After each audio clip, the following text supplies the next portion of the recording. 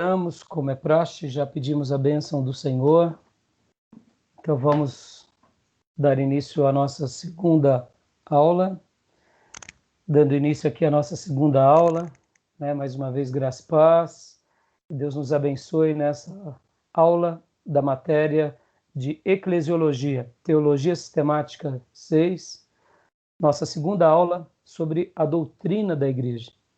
E nós estamos estudando o livro do Grudem. Como eu disse há pouco, já oramos, pedindo a bênção de Deus. E agora eu quero ler com os irmãos, como é costume meu, um texto bíblico. Texto bíblico para que a gente possa ter uma breve reflexão temática sobre o assunto de hoje. Eu quero que os irmãos abram as suas Bíblias em Atos, capítulo de número 1. Nós estaremos lendo o versículo de número 14 do capítulo 1. Depois nós estaremos lendo o capítulo 2, versículo 42. E depois nós estaremos lendo um versículo também do capítulo 15 de Atos. Vamos ler também o capítulo 13, versículo 1, 2 e 3. E depois o capítulo 15 de Atos. Alguns versículos. Tá bom? Vamos lá? Atos dos Apóstolos, capítulo de número 1, versículo de número 14. Todos eles se reuniam sempre em oração com as mulheres, inclusive Maria, mãe de Jesus, e com os irmãos dele. Aqui é aquela reunião logo depois que Jesus é levado aos céus. Os irmãos, 120 discípulos de Jesus estão aqui reunidos, orando. Guardem essa reflexão. Eles estão orando como uma igreja unida. Eles estão orando como uma igreja local. Guardem isso. Agora, capítulo 2, versículo de número 42. Eles se dedicavam ao ensino dos apóstolos e à comunhão, ao partir do pão e às orações. Até aí. Logo depois da derramada do Espírito Santo, eles continuam vivendo a irmandade, vivendo a congregação dos justos, dos santos, a Assembleia dos Santos, como uma igreja unida. Quem eram eles? Agora a igreja apostólica repleta e abundante do Espírito Santo, depois de uma grande e linda colheita. Ganharam muitas vidas, eram 120 discípulos, juntamente com os apóstolos, agora são mais de 3.000, por volta de 3.000. E essa igreja continuou crescendo, e ela se expandiu. Veio sobre ela perseguição e elas se expandiram. Um dos grupos de judeus dispersos foram parar lá em Antioquia da Síria. Antes de lermos Atos 13, deixa eu só dar uma breve explicação. Quando Jesus é elevado aos céus, é assunto aos céus, e ficam aqueles 120 discípulos, não significa que só tinham 120 discípulos. 120 discípulos estavam ali, reunidos sob a tutela dos apóstolos, vivendo como uma igreja unida, como uma grande família. Mas existiam discípulos em Samaria, poucos, mas existiam. Quem eram? Eram parentes e amigos da mulher samaritana. Existiam outros discípulos espalhados em Nazaré, na Galileia. Existiam outros discípulos, como foi, por exemplo, o gadareno, depois da sua conversão, ficou lá na sua região, pregando a sua família. Ou seja, existiam muitos crentes em muitos lugares. Mas o texto bíblico ele sempre vai mostrar que há um colegiado que se reúne com frequência. Podem ver que Atos 2, depois da derramada do Espírito Santo, 3.000 se convertem. Tanto a festa da Páscoa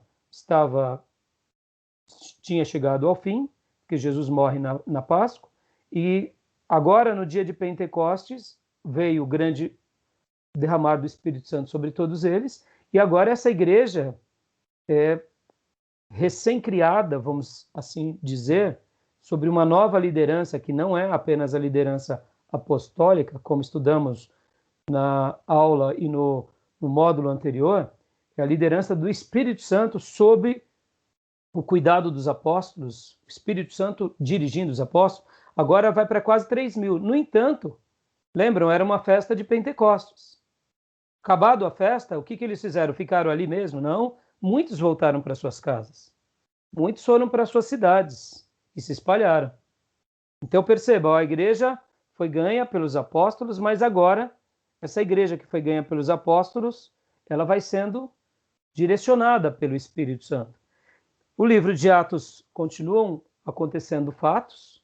O apóstolo Tiago é morto, há perseguições, há uma perseguição inclusive do apóstolo Paulo, e com isso muitos crentes, fugindo dessa perseguição, vão morar em outras cidades, em outros lugares. E o que acontece? Paulo se converte, como sabemos, e aí Paulo também é incluído num colegiado, é incluído numa igreja. Percebam, não é uma igreja só com um culto direcionado pelo apóstolo Pedro, pelo apóstolo João, mas agora são várias igrejas, sob a orientação do Espírito Santo. E, naturalmente, em cada igreja, sempre o Espírito Santo levanta quem? Pastores e líderes. Então, agora, depois de alguns anos, chega e tem um grupo muito forte que é em Antioquia da Síria. E está lá Atos 13. Vamos ler? Versículo 1. Na igreja de Antioquia havia profetas e mestres, Barnabé, Simão, chamado Níger, Lúcio de Cirene, Manaém, que fora criado com Herodes, o tetrarca, e Saulo. Enquanto adoravam o Senhor e jejuavam, disse o Espírito Santo: separem-me Barnabé e Saulo para a obra que os tenho chamado. E assim, depois de jejuar e orarem, puseram-lhe as mãos e os enviaram.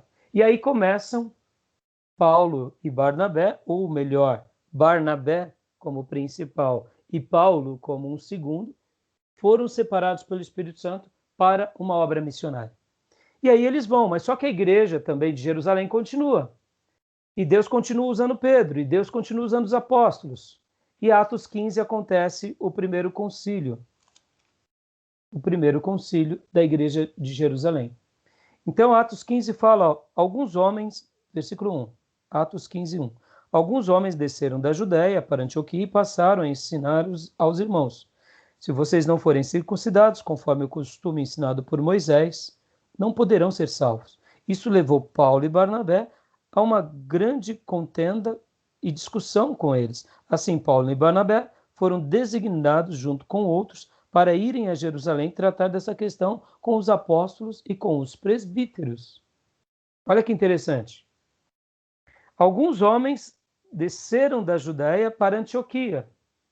Da ideia de desceram, porque realmente Jerusalém fica como se fosse uma colina maior. Então, eles vão até Antioquia. É como se nós fôssemos para São José dos Campos. Subir para São José dos Campos. São José dos Campos é uma cidade nas montanhas. Quem está lá em São José dos Campos fala, eu desci para São Paulo. Porque realmente você desce uma serra, né? Então, seria mais ou menos isso. Jerusalém ficaria como se fosse em São José dos Campos. E Antioquia ficaria numa cidade muito mais baixa. Então, eles descem para Antioquia e começam a falar costumes judaicos. E aí, Paulo e Barnabé pegam ele, discutem com ele. O texto mostra aqui que Paulo ele não tinha medo de confronto, nem Barnabé.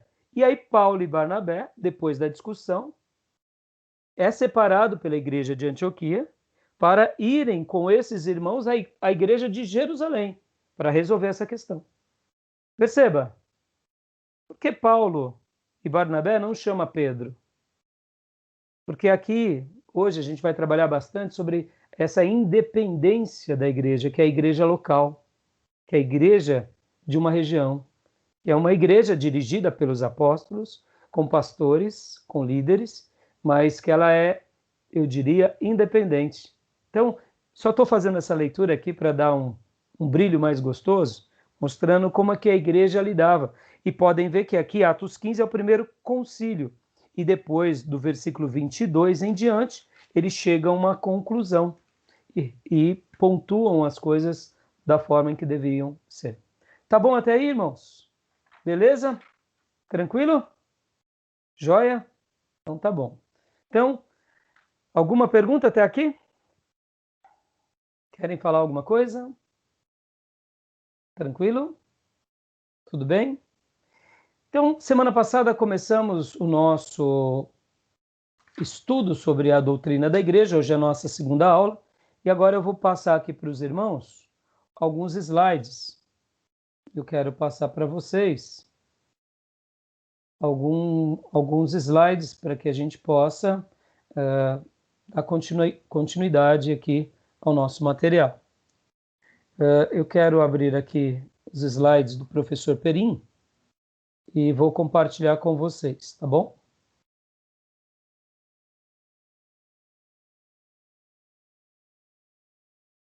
Deixa eu abrir aqui.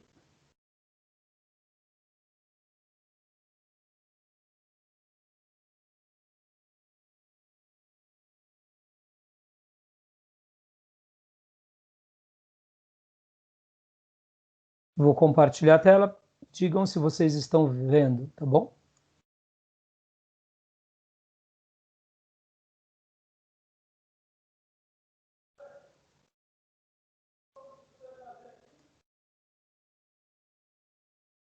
Estão vendo?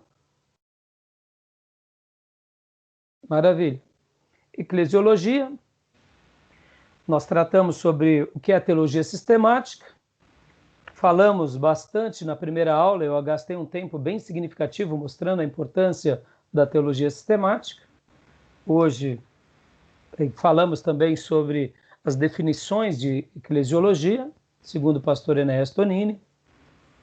Comentamos também entramos aqui sobre as definições da natureza da igreja. Falei sobre o termo etimológico, né, que eclesia significa ajuntamento ou chamados para fora, inclusive as definições etimológicas, né, que é o que significa a palavra em si.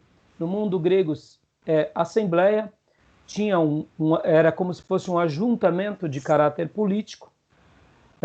Cidadãos das cidades gregas, eles costumavam fazer isso. No Velho Testamento, a palavra para congregação ou para assembleia ou ajuntamento, que dá essa ideia de saírem para fora, como assim saem para fora, pastor? Eles saem de dentro das suas casas e vão para um lugar para se reunirem, saem para fora, é um lugar de reunião. No Velho Testamento a palavra é Kaal.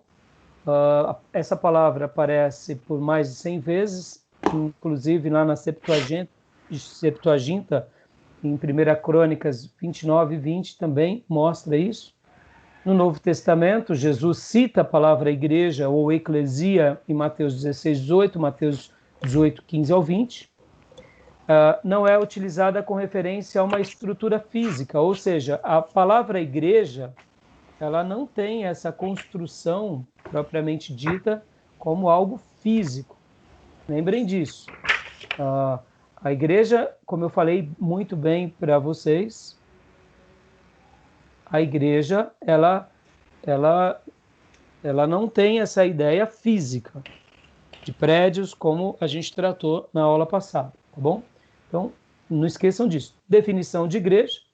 O pastor Enéas Tonini diz que a igreja é a reunião de pessoas, homens e mulheres, dentre povos, línguas e nações, nascidos de novo, gosto muito dessa afirmação, desse conceito, regenerados pelo Espírito do Senhor, batizados em nome do Pai, do Filho e do Espírito Santo, que se reúnem em determinados lugares para adorar o Deus vivo e promover os fins do reino de Deus na terra. Podem ver que o pastor Enéas Tonini, ele define bem o que é a igreja. O Gruden cita que a igreja é a comunidade de todos os cristãos de todos os tempos, e a gente vai estar trabalhando bastante sobre isso.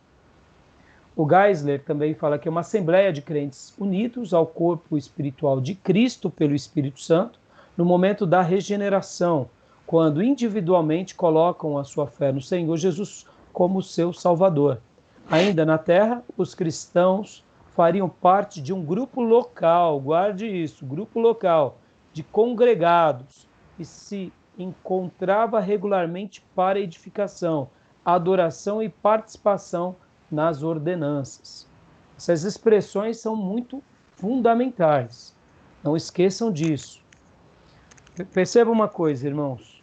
Por que os autores e os teólogos, tanto pastor Enéas, Gruden, Geisler e muitos outros vão trabalhar sobre essa questão? Eles são contundentes nisso, em primeiro lugar, porque é algo bíblico. Israel era algo local. O país de Israel era um território composto por famílias, por tribos. Sim ou não? Era composto por tribos, né? Era uma nação. Era a nação. Era uma comunidade. Depois que o reino se dividiu, ficou em 2 reinos, mas o projeto de Deus era um lugar. Aliás, o projeto de Deus é teocrático. Deus não queria nem rei, para ele continuar governando. Mas os homens quiseram reis, então Deus permitiu.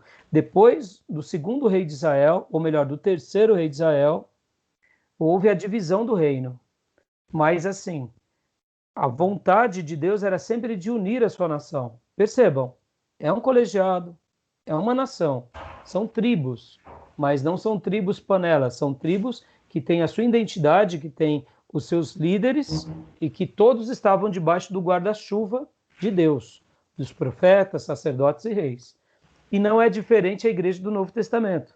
A igreja do Novo Testamento, ela é um grupo que se reúne com regularidade. Pode ver que Jesus começa fazendo uma obra, um projeto, chamando os cristãos a caminharem com ele. Percebam, é caminhar junto, é estar ao lado. Lembra que semana passada falamos sobre a questão de família? Você não casa com uma pessoa vivendo longe dela. Você não cria filhos distante deles. Você gera filhos, mas criar filhos não. Você pode ser o progenitor, mas pai precisa ter o quê? Relacionamento, convivência. Precisa ter intimidade. Não é assim? Podem ver que pai, de fato, é quem cria. Não é quem faz. Né? Quem faz, qualquer um pode fazer. Então, a ideia aqui dos nossos autores e teólogos é definindo a igreja como algo real, prático, vivido, periódico. Não como algo casual, ou algo temporário, ou algo esporádico, tá bom? Beleza até aí? Tranquilo?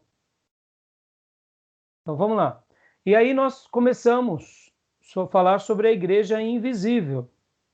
Hoje, e vamos dar continuidade. Tem a igreja invisível, temos a igreja visível, temos a igreja universal, temos a igreja local, temos a igreja em repouso e temos a igreja militante.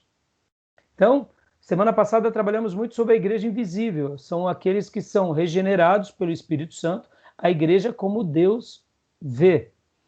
Né? Inclusive, os pais da igreja foram contundentes nessa afirmação, mostrando que havia uma igreja invisível muito mais significativa do que aquela igreja visível que dizia ser a verdadeira, pela qual eles tinham saído. E eles fizeram essa defesa. Hoje eu quero aqui trabalhar, irmãos, numa ideia de equilíbrio. Guardem essa expressão, equilíbrio. Antes de eu prosseguir, o que é saúde? Me defina saúde. Quem souber da minha pergunta e da resposta, porque eu já ensinei, então não fale, por gentileza, para que os demais se manifestem. O que é saúde? O que vocês acham que é saúde? Defina para mim saúde e defina para mim doença.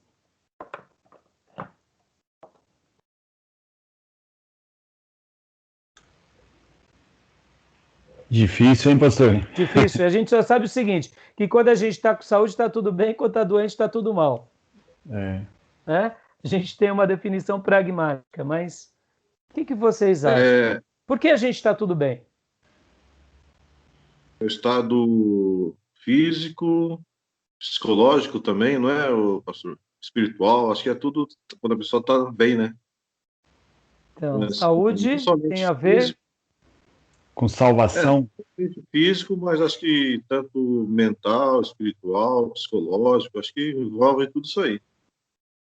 tem a ver com equilíbrio. Pastor Johnny é vivo, ele já catou lá o que eu tinha dito de equilíbrio e já mandou uma. Parabéns, Pastor Johnny. Felipe, quer falar alguma coisa? Existe um termo na biologia que nós chamamos de homeostase. Prossiga. A homeostase está relacionada ao equilíbrio do corpo, né? Então tudo é relacionado ao equilíbrio. Todas as peças desse tabuleiro tem que estar assim, dessa engrenagem tem que estar funcionando em perfeito estado. Se uma pequena engrenagem, seja lá a engrenagem, for o dedinho do pé, se ele está em desequilíbrio com o resto do corpo, todo o corpo sente. Muito obrigado. Eu não precisava de tanto, mas já que sobrou conhecimento, nós agradecemos. O termo técnico é homeostase. Homeostase. Eu aprendi com o pastor Rick Warren, inclusive hoje eu vou tocar um pouco no assunto com vocês sobre ele, que ele é autor do livro que se tornou um best-seller, Uma Igreja com Propósito. Assistindo um material dele, ele fala uma coisa, que saúde tem a ver com o equilíbrio dos vários sistemas. Por exemplo, nós somos feitos, né, por vários sistemas. Temos nossa composição fisiológica, pode ver, eu estou nervoso. Por que você está nervoso? Se seu sistema nervoso não está bem. Temos o sistema antigo que chamávamos de digestão, hoje é digestório, antes era de digestão, né? Hoje é digestório. Temos a questão digestória, temos o sistema cardíaco, temos vários sistemas. E quando um dele, como o Felipe muito bem colocou, o dedinho do pé está inflamado, aquilo já nos deixa com dor de cabeça, passando mal, uma unha encravada. Porque um dos sistemas, né, foi afetado.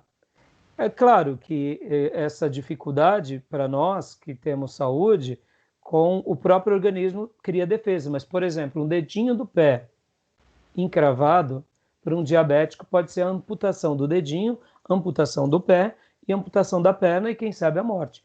Eu conheço um irmão que, em certa ocasião, falou assim que o parente dele tinha morrido por causa da unha encravada do pé. Eu falei, para de brincar, irmão, para de ser bobo. Ele falou, não, sério, Rai. Pô, mas para ficar falando besteira. Eu falei, não, é verdade. Porque ele não cuidou, ele tinha diabetes, amputou o dedinho, não cicatrizou, teve que amputar os dedos, depois o pé, a perna e perdeu a vida. E eu falei, pelo amor de Deus, irmão. Então você vê, mas o diabetes nada mais é também do que um desequilíbrio nos órgãos internos. O pâncreas não está produzindo mais a insulina, ou seja, há o desequilíbrio. Então, como definimos saúde? É o equilíbrio de todos os sistemas em harmonia. Guarda isso, irmãos. Igreja não é instituição. Igreja é organismo. O mais importante é que uma igreja tenha equilíbrio, ela tenha saúde dentro dos seus sistemas. Tá bom? Por isso que quando muitas vezes ela não tem saúde, há um problema. E aí onde entra os tratamentos de Deus naquela igreja, naquele colegiado, naquele rebanho. Entendeu? Então, podem ver que Deus raramente amputa o membro. Deus cuida do membro. Não é assim? As ovelhas.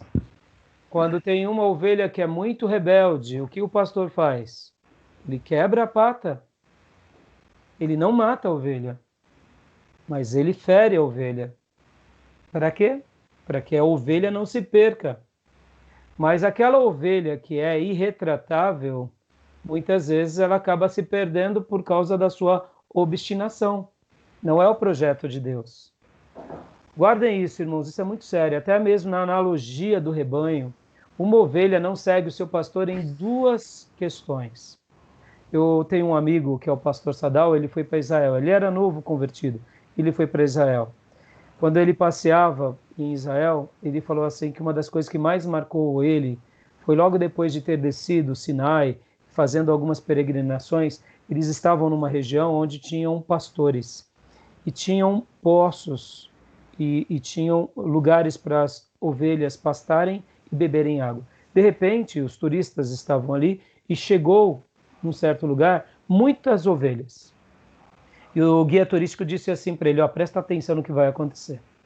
Aí o guia turístico conversou ali com o pastor, as ovelhas, de repente chegou um segundo pastor, porque era hora de dar água para as ovelhas.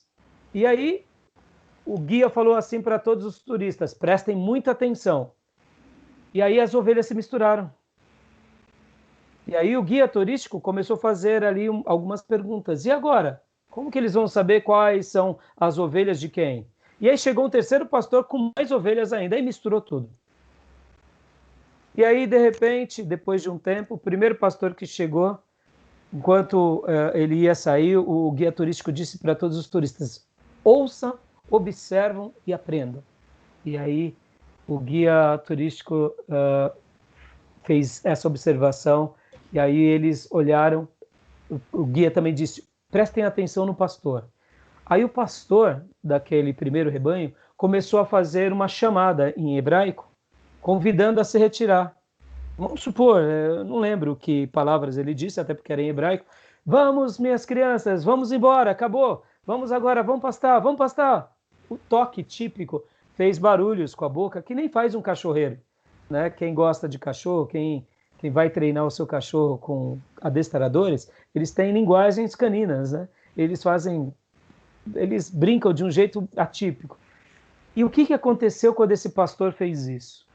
No momento que ele fez a sua convocação, seu chamado, o seu grito, aquelas ovelhas que eram dele foram saindo assim, ó, do meio de todas as ovelhas, enfileiradas, saíram as 30 ou 50 ovelhas. O segundo pastor fez a mesma coisa. E por último sobrou aquele pastor. E aí os turistas queriam imitar a voz do pastor, porque ele falou para eles como que era o chamado, mas tentava e não conseguia. Por quê? Porque a ovelha, ela cresce conhecendo a voz do seu pastor. E aí aquele guia turístico concluiu dizendo o seguinte para eles ali. Falou assim: olha, prestem atenção. Uma ovelha, ela só perde o bom senso de seguir o pastor em dois momentos. Ou porque ela fica velhinha, e aí ela começa a ficar débil, ou quando ela está doente. Quando uma ovelha pega algum problema de saúde, ou foi mordida, ou foi machucada, está com febre, está com muita doença, ela perde os sentidos. Então ela se confunde o pastor. E aí ela acaba não prestando atenção no pastor. Ou quando ela está muito velhinha, que ela está bem gagá, porque ela foi perdendo um pouco a sua cognição. Então, só nesses dois casos, quando ele chegou, ele contou essa história para nós. Irmãos, é sensacional. Tremendo. Tremendo, tremendo. Por quê? Porque a gente vai aprender que Deus, ele sempre quer o quê? Que haja um povo e haja um pastor e que sejam sincronizados. Podem ver, irmãos, Deus não quer amputação, mas tem vezes que a amputação é necessária. Essa ovelha gagá ou essa ovelha doente, ela tem que ficar sendo cuidada para ela não ser morta. Porque senão ela vai ser morta. Porque ela vai seguir alguém que não é o seu pastor. E quando essa ovelha que é gagá ou a doente não quer mais seguir as instruções de ser medicada e cuidada, aí pronto, complicou tudo, né? Então, hoje a gente está falando aqui sobre isso porque a gente vai ter que buscar nessa aula equilíbrio. Porque assim como a saúde ela é equilíbrio, a doença ela é o desequilíbrio em um dos fatores, ou em vários. Pode ver que quando alguém está doente na questão digestiva, naturalmente vai afetar outras coisas, porque é um efeito cascata, se não for cuidado. Quando a gente for falar aqui sobre a igreja, esses vários tipos de igreja, irmãos, que eu mencionei há pouco, a igreja invisível, visível, universal, local, igreja de repouso, igreja militante, eu quero que vocês prestem bastante atenção no quê? No equilíbrio. Porque os nossos pais na Reforma, foram contundentes de falar sobre a igreja invisível? Foi simples. Por que vocês acham que eles foram contundentes, Lutero, Calvino e todos os outros reformadores? Falar que havia uma igreja invisível, uma igreja que estava além do que vemos. O que vocês acham? Para acabar com essa ideia de centralidade da instituição católica, né, que se formou através do Estado romano. Exatamente. Eles não diziam que eles eram a única igreja verdadeira? Surge um movimento forte, queria reforma. Eles continuam defendendo. Aí então os nossos irmãos vão trabalhar muito na igreja invisível para contrapor aquela ideia errada. Então notem que em alguns momentos da história a gente vai ter que valorizar mais um lado por causa do momento. Hoje, por exemplo, olha que interessante. Desses 6 pontos aqui, qual é o que tem sido mais aviltado que vocês acham? A igreja invisível tem sofrido mais? A igreja visível? A igreja universal? E claro que não é a igreja universal do reino de Deus, tá, gente? A igreja local? A igreja em repouso ou a igreja militante? Qual tem sido mais atacada pelo inferno dessas 6? O que vocês acham? Difícil, hein? A invisível? Hã? A igreja invisível? Então, o que vocês acham? Deixa eu só falar uma coisa aqui para vocês. O fenômeno desigrejado. Ele afeta que grupo ali dos 6? Igreja local. Igreja local. Acabou. Desfragmenta local. Desfragmentando a local, você fala, eu sou da igreja invisível. Mas aí eu pergunto, há equilíbrio? Não há. Chegou uma irmã para um pastor e falou assim, ô pastor, eu vim aqui hoje. Aí ele, ô filho, eu estava com saudade de você. O que está acontecendo? Você anda subindo? Não, pastor.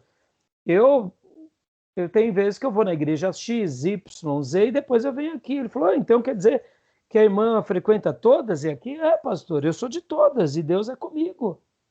E aí? É um fenômeno de uma irmã? Não. Os desigrejados vieram para quê? Para fazer frente ao quê, irmãos? A uma crítica das denominações erradas. Aí eu pergunto, eles precisavam virar desigrejados? Claro que não. Bastava eles para igrejas sérias. Mas foi um fenômeno ou não foi? Agora vem cá, pandemia. Todos nós estamos desigrejados.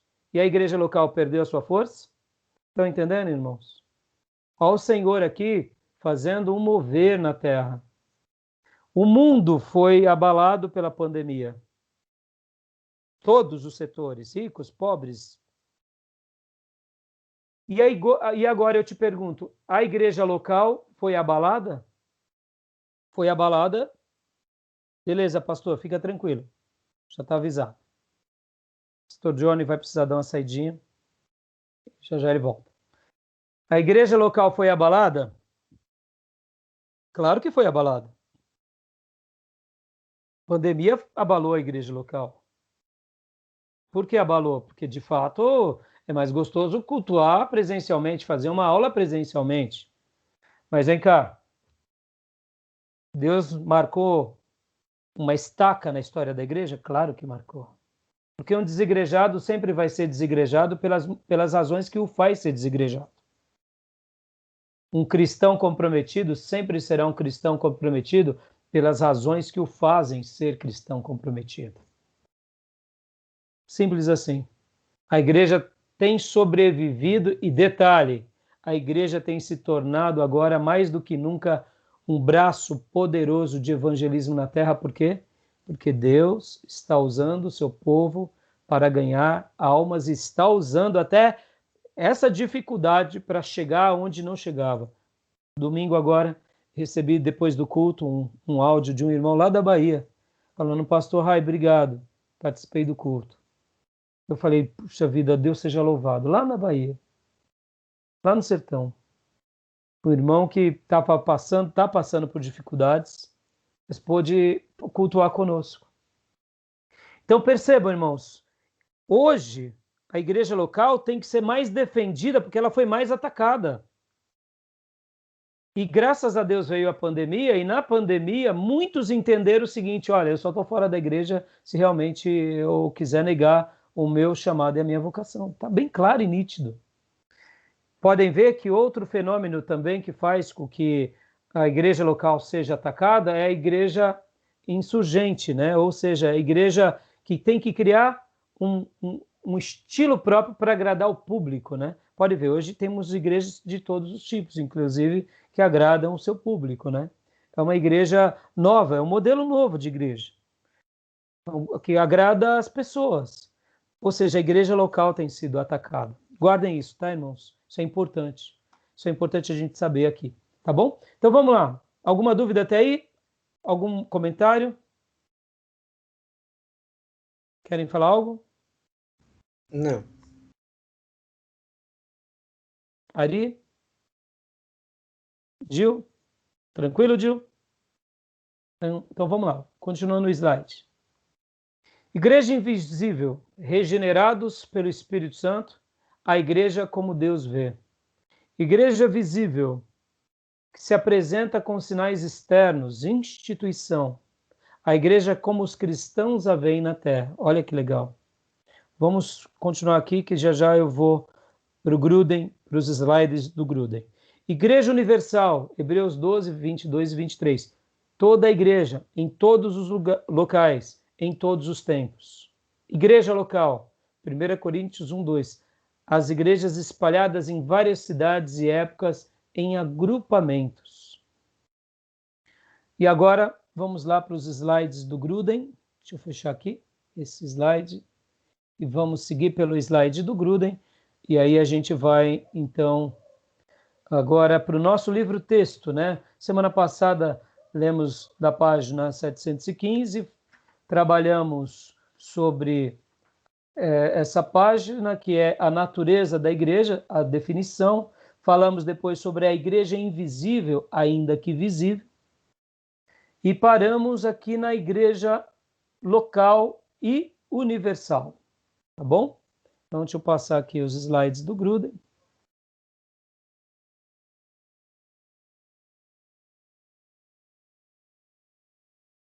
A igreja é a comunidade de todos os cristãos de todos os tempos, do hebraico kaal, do grego eclesia, algumas expressões bíblicas, grande nuvem de testemunha, feitos membros da família de Deus. A igreja é invisível, ainda que visível. A igreja é local e universal. Vamos gastar aqui algum tempo falando sobre isso. Vocês têm alguma dúvida de entender esse paralelo?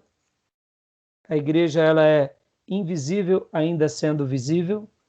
Tem alguma dúvida? Ela é invisível. Ela está além da nossa perspectiva, ainda que visível. Ela está diante de nós. Ela é local.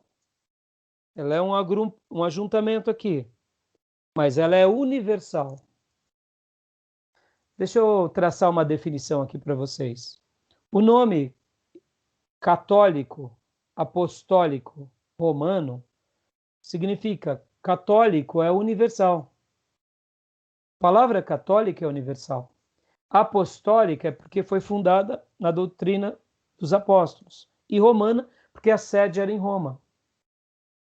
Então, quando eles falavam, somos da igreja católica apostólica romana, eles estavam dizendo, olha, nós estamos aqui debaixo daquela igreja que nasceu em Jerusalém e que ela agora está aqui em Roma, do lado do império. Lembra o que eu falei da institucionalização? Na minha perspectiva, se eles realmente fossem fazer uma definição mais escriturística, seria assim, Igreja Católica Apostólica de Jerusalém, que é a primeira igreja que nasce em Jerusalém. Ou de Israel, porque nasce em Israel. Mas por que eles determinavam romano? Para poder centralizar o poder mesmo em Roma, dando aquela ideia de independência mesmo, mostrando também superioridade e domínio. Há pouco falei sobre as igrejas locais, lembram disso? Então, a gente vai estar trabalhando mais para frente sobre governo e tudo, mas deixa eu até dar uma breve explicação para vocês. Depois da morte dos apóstolos, vieram os pais da igreja. aqueles discípulos dos apóstolos que assumem a igreja e pastoreiam a igreja. Eles não tinham vaidades de serem o melhor. Ah, eu sou melhor, eu sou o discípulo de Pedro. Por exemplo, Policarpo foi discípulo do apóstolo João. Policarpo não tinha essa vaidade de ser o discípulo do apóstolo, do único apóstolo vivo. O apóstolo Paulo, ele pastoreou a igreja de Éfeso e o quartel-general principal de Paulo foi Éfeso. Uma das igrejas mais poderosas do Novo Testamento é a igreja de Éfeso. Depois da morte de Paulo, a igreja de Éfeso é pastoreada por João. Depois João, ele vai ser preso na ilha de Patmos, depois ele volta. É claro que havia algumas trocas nesse período. Depois que o apóstolo João morre, por volta quase do ano 100, ou seja, o último apóstolo vivo, o único que tinha sobrado, fica um outro líder, que é Policarpo. Timóteo também pastoreia Éfeso, também durante um período tal. Mas olha que interessante. Eles não se envaideciam. Ah, eu sou o pastor principal, porque eu fui o apóstolo, ou melhor, eu fui o discípulo do apóstolo vivo. Sabe essa ideia de vaidade, de domínio? Policarpo não tinha isso. E outros líderes das outras igrejas também não tinham isso. Era uma distribuição de lideranças espalhadas nos lugares mais variados.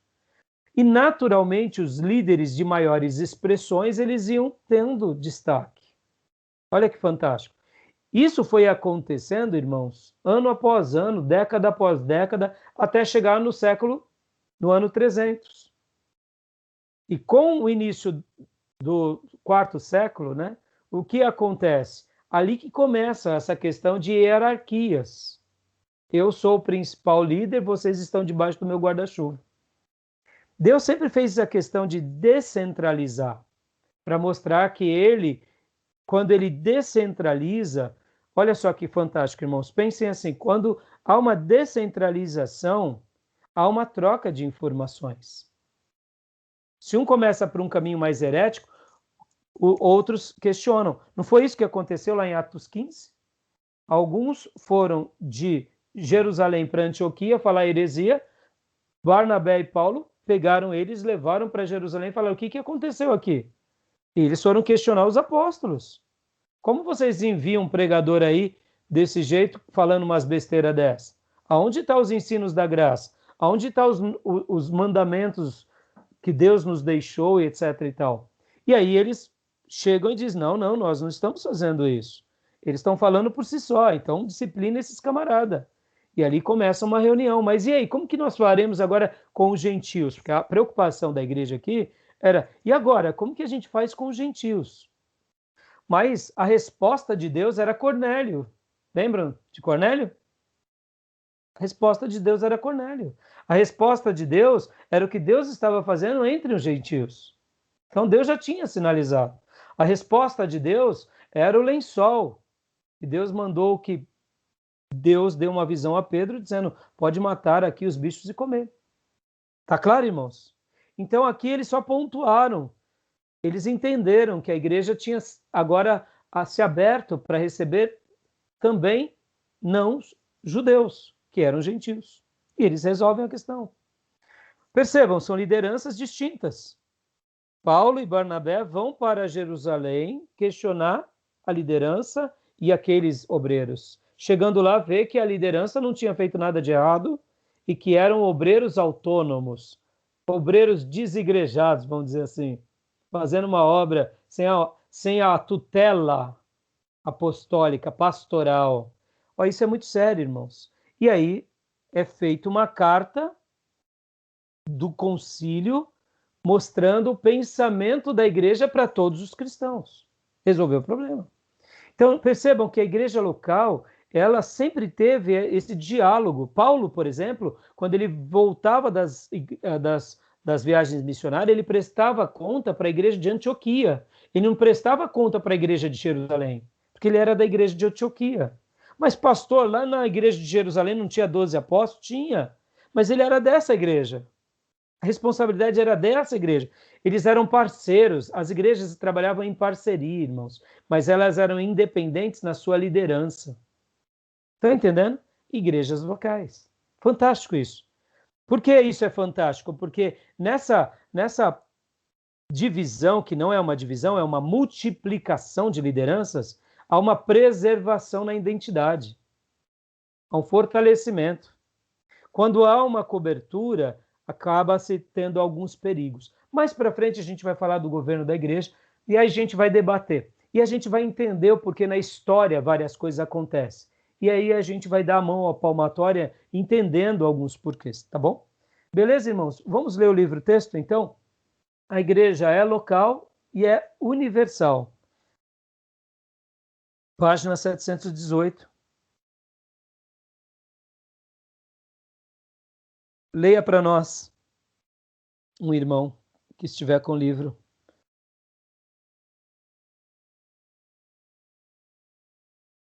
Faça as honras, Ari. Metáforas da igreja? Não, a parte 3. A igreja é local e universal. Ah, tá. Vou estrear o livro aqui. Opa, por isso que eu falei, faça as honras. No Novo Testamento, a palavra igreja pode ser aplicada a um grupo de cristãos de qualquer tamanho, desde um pequeno grupo que se reúne sempre em uma residência até um grupo de todos os cristãos da Igreja Universal. A igreja numa casa é chamada de igreja. E em Romanos 16, sim, saudai igualmente a igreja que se reúne na casa deles. E em 1 Coríntios 16, 19, no Senhor muito vos saúdam Áquila e Priscila, e bem assim a igreja que está na casa deles. A igreja de uma cidade inteira também é chamada de igreja. Em 1 Coríntios 1, 2, e 2 Coríntios 1, 1, e 1 Tessalonicenses 1, 1. A igreja determinada região é chamada de igreja também em Atos 9, 31. A igreja, na verdade, tinha paz por toda a Judéia, Galiléia e Samaria. Finalmente, a igreja do mundo inteiro pode ser chamada de igreja. Paulo afirma: Cristo amou a igreja e assim mesmo se entregou por ela, em Efésios 5, 25. Ele diz: a uns estabeleceu Deus na igreja, primeiramente apóstolos, em segundo lugar profetas, em terceiro lugar mestres. E isso está em 1 Coríntios 12, 28. Nesse último versículo, a menção de apóstolos, os quais não foram dados a nenhuma igreja em particular, garante que a referência seja a igreja universal. Tá bom até aí, Ari. Então, você vê, irmãos, aqui a questão não é quantidade. Pode ser o número que for. Que se reúnem em Cristo Jesus, estão em harmonia, há uma liderança estabelecida, há um colegiado realmente ali que foi bem organizado, há um líder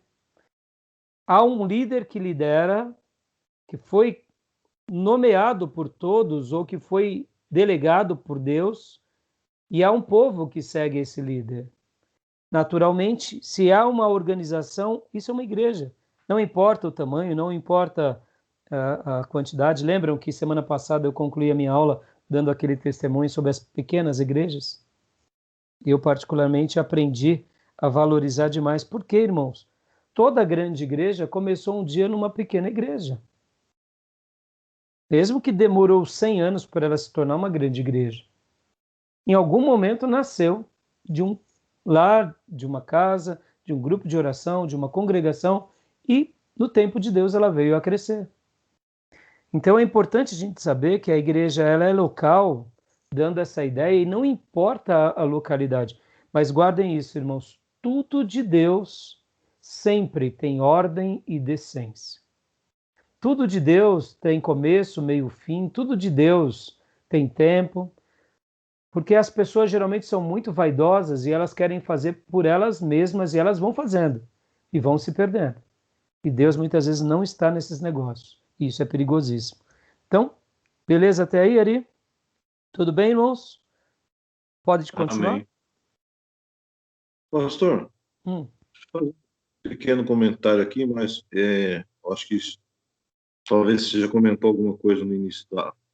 Caiu? não? Não, né? Com referência à igreja, né? Aqui em Atos, acho que é 2:47, fala assim: acrescentando-lhes o Senhor dia a dia os que iam sendo salvos, né? Aí você comentou agora da igreja pequena que se torna grande, né?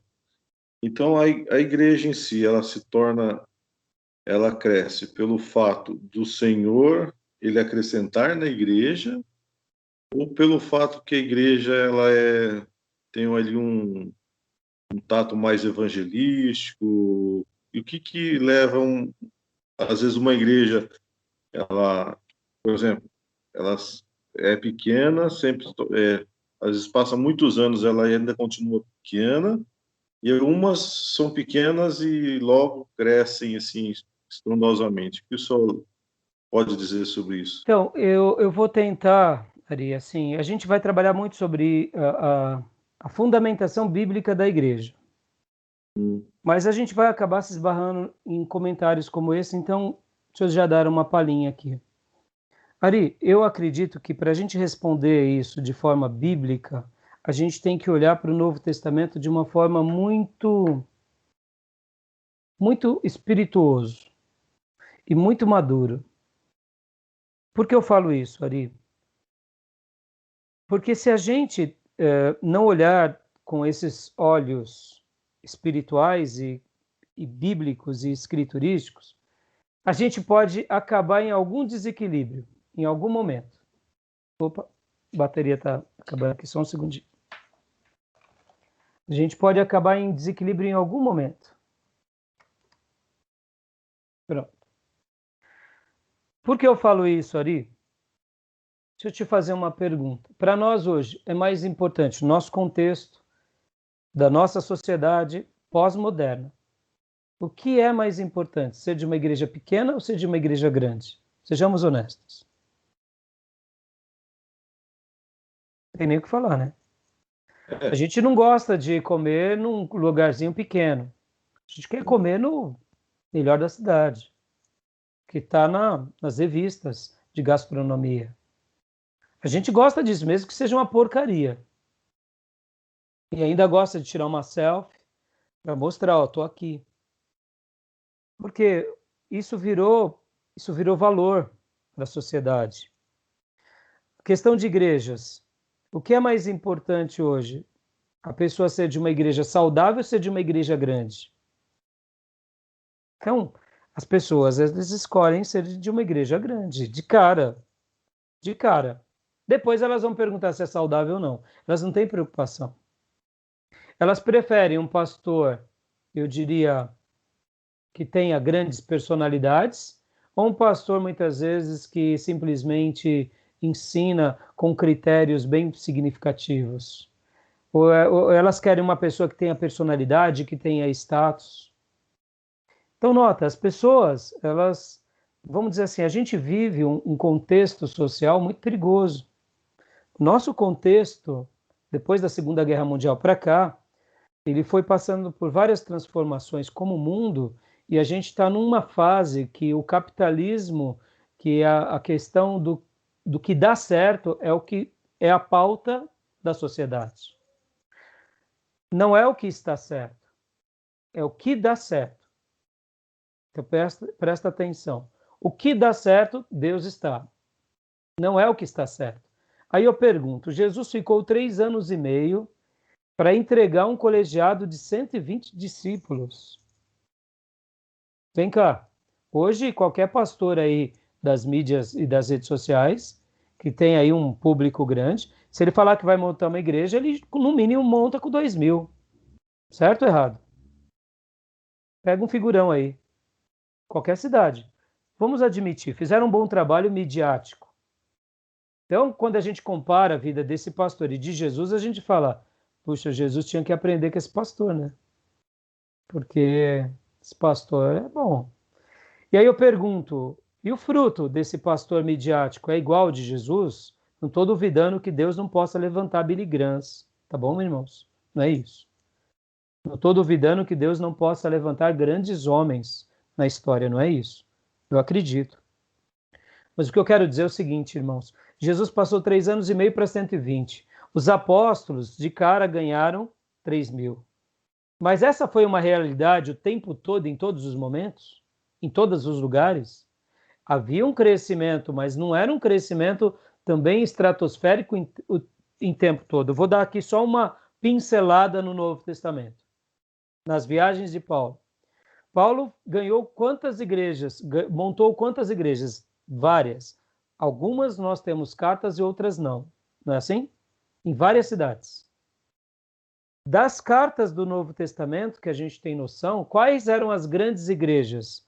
Nós temos 3 grandes igrejas no Novo Testamento das cartas. Coríntios, temos Efésios e temos Romanos, que a gente não tem um número preciso da igreja aos Romanos, mas era uma igreja tão significativa que possivelmente nenhum apóstolo ainda tinha chegado em Roma, mas os crentes chegaram em Roma, montaram um grupo, já se reuniam depois que surgiu lideranças e etc. e tal. Olha que interessante como foi a igreja de Roma. Paulo escreve aos Romanos e ele ainda não tinha ido a Roma montar uma igreja. Possivelmente ainda naqueles dias, nem os outros apóstolos. Olha que fantástico. Eram crentes tão maduros que lá em Roma montaram uma congregação. E aí surgiram naturalmente líderes. Mas olha só que interessante. Essas 3 igrejas não eram a maioria e todas não seguiam o mesmo modelo. O que acontece é que existiam pequenas igrejas sofredoras. E uma delas era a igreja de Filipenses. Uma igreja de uma pequena comunidade, mas com um povo brilhantemente convertido. Então, quando a gente compara crescimento no Novo Testamento, você fala assim, então a igreja de Filipenses não faziam as mesmas coisas que a igreja de Éfeso, que a igreja de Corinto e que a igreja de Roma. A igreja de Filipenses deixava a desejar. E eu digo, deixava a desejar? Não, o contexto dos filipenses era um contexto de muita dificuldade. Havia muita perseguição na cidade de Filipos. Então aquele grupo era um grupo de crentes para valer. O único problema que eles tinham eram 2 irmãs que se bicavam. No demais, para Paulo, por exemplo, irmãos, quando a gente vai fazer um estudo mais aprofundado, era a igreja de Paulo, os quindins de Paulo era a igreja de Filipenses. Olha que loucura! Filipenses para Paulo era o seu xodó. Não era nem Efésios, nem Coríntios, nem Romanos. Perceba, o que é crescimento, entendeu? A sua pergunta inicial responde tudo. Quem dá o verdadeiro crescimento sempre será o Senhor. E o crescimento do Senhor, ele perdura. Ele tem começo, ele tem meio e fim. Homens podem até começar movimentos, mas se não for do Espírito, não perdura. Entendeu? É claro que a gente não vai desprezar e nem condenar esses homens, mas muitas vezes, Ari, a gente vê que muitas pessoas fazem muitos movimentos, só são movimentos, só são fogo de palha. Eu vou parar a gravação aqui, vou começar a minha segunda gravação falando um pouco sobre o verdadeiro evangelismo, para concluir essa fala, tá bom? Parar a gravação aqui.